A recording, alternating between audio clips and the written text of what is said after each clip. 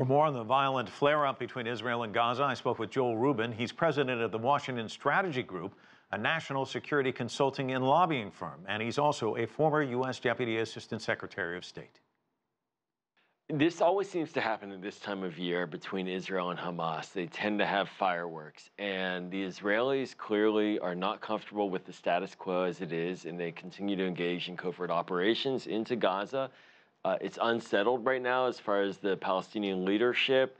Hamas is not going anywhere, and this looks like it's an operation that went bad, and it's like putting kindling out there and having a little match, throwing it on, and that's typically the Palestinian-Israeli conflict, and the match struck the kindling this time, and it's blown up. It's so interesting, though, because Israel just allowed Qatar to provide fuel and aid, and it looked like maybe things were calming down, and then this. Surprised at all? I am surprised, really, because right now the White House has been trying behind the scenes to motivate some type of Israeli-Palestinian peace agreement.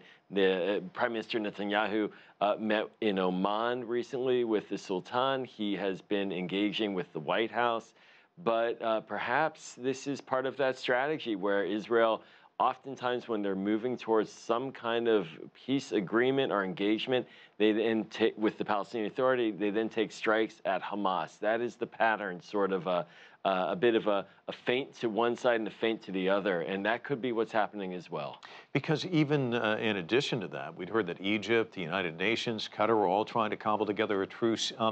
So you're not necessarily looking at this as a bad thing. If we look back in history, this may just be taking some steps beforehand to kind of signal what? Well, I hope that is what is happening. And if the Israelis are trying to, in a sense, tell their more hardline coalition partners that they're going to continue to engage and be tough on Hamas while they make peace arrangements with the Palestinian Authority, that would be a good outcome. We have not seen that, however, but that could be a guess. But ultimately, the Israelis tend to feel freedom to take action when they believe that there is a threat or a target that they can go after. But the risk is that it undermines their potential partners in these peace arrangements, be it Egypt in this case, be it Qatar, potentially Saudi Arabia, and certainly the White House. And this doesn't make it any easier for the Americans and these countries to engage with the Israelis on a peace agreement in some kind of diplomatic process if there's fighting and people dying.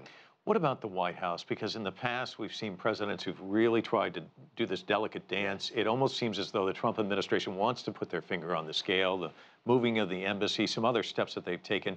Where does the White House fit into all of this? And is it more dicey for them?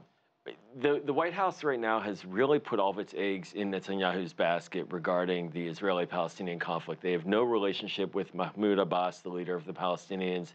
They clearly have antipathy towards Hamas. They've cut off aid to humanitarian organizations supporting the Palestinians. So the White House is all in with Netanyahu, and that puts them at a real weak position. If Netanyahu does something that is seen as irresponsible, the White House basically has no choice but to back him up. If they start to criticize him, not only would that be a tacit criticism of their own policy, but it would run counter to the narrative that they had for a number of years President Trump did when he was on the outside, which was to criticize President Obama every time the president would say something critical of Israeli security policy. So the White House is in many ways in the passenger seat, not in the driver's seat on this issue.